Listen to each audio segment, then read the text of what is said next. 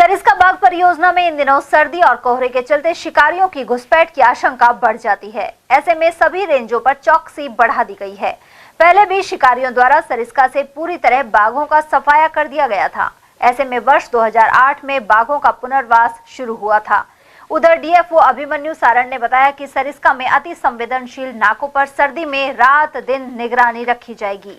क्योंकि सर्दी का मौसम होता है तो मीट की डिमांड बढ़ती है और वाइल्ड मीट की डिमांड भी बढ़ रही है, तो इस वजह से सरिस्का का जो अपना ईस्टर्न क्षेत्र है वो थोड़ा सा संवेदनशील है और वहाँ पे थोड़ी गश्त हमने ज़्यादा बढ़ाई भी है।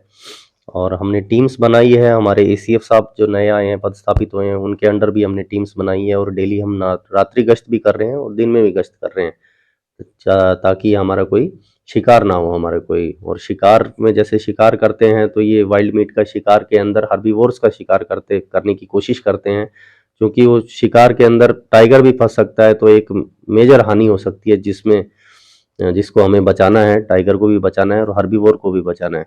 तो हमारी टीमें लगातार रात्रि गश्त करते हुए, दिन में गश्त करते हुए ये प्रयास कर रही हैं कि कोई भी शिकार ना हो। गौरतलब है कि बालेटा नाका शिकारियों की घुसपैठ के लिए अति संवेदनशील माना जाता है। वहीं सी नाके की रोड कला चौकी पर शिकारियों द्वारा गोली चलाकर वन कर्मचारियों को घायल करने की घटना हो चुकी है।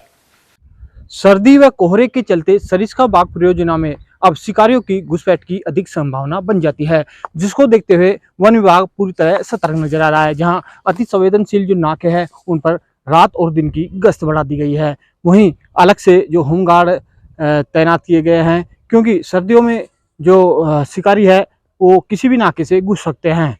तो शिकारियों की घुसपैठ को देखते हुए सरिस्का प्रशासन पूरी तरह मुस्तैद नजर आ रहा है। उधर सरिस्का में बाघों की बढ़ती संख्या के बीच जहां उनकी कड़ी सुरक्षा जारी है, वहीं यहां के जलाशयों में आजाद उड़ते विदेशी और देशी परिंदों को कोई परवाह नहीं और वे बेफिक्र उड़ान भरते दिखाई देते हैं।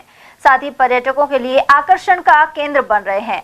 डीएफओ अभिमन्यु सारण ने बताया कि कई देशों से यहाँ प्रवासी पक्षी पहुँचते हैं। काकवाड़ी तालाब, कर्नाकाबास, देवरी गांव और क्रास्का के तालाब के पास भी इन पक्षियों की तादाद अच्छी है। प्रवासी पक्षी जलाशयों में आते हैं और काफ़ी दूर दूर से आते हैं। सेंट्रल एशिया से आते हैं, चाइना से आते हैं, यूरोप साइड से भी आते हैं। अभी प्रवासी पक्षी में के अंदर बार हेडेड गीज हमें यहाँ दिख रहा है, रूडी शेल्डक दिख रहा है और क्रेन्स भी दिख रहे हैं। तो आप काकवाड़ी जो तालाब है उसमें प्रवासी पक्षी देखे हैं, कर्नाकाबास में अभी तक नहीं है और थाई निकट है देवरी गांव के पास में, उसमें बार हेडेड गीज की संख्या काफ़ी अच्छी है। और क्रास्का के पास में जो तालाब है वहाँ भी काफ़ी प्रवासी पक्षियों की तादाद अच्छी है। क्योंकि इस बार बारिश अच्छी हुई है पूरे राजस्थान में, तो अन्य जलाशयों में भी अभी तक काफ़ी पानी है, तो अभी तक स्कैटर्ड हैं प्रवासी पक्षी। जब बाकी जलाशयों में पानी कम हो जाएगा तब होपफुली प्रवासी पक्षी एक जगह एकत्रित हो जाएंगे और यहाँ पर ज़्यादा आएंगे।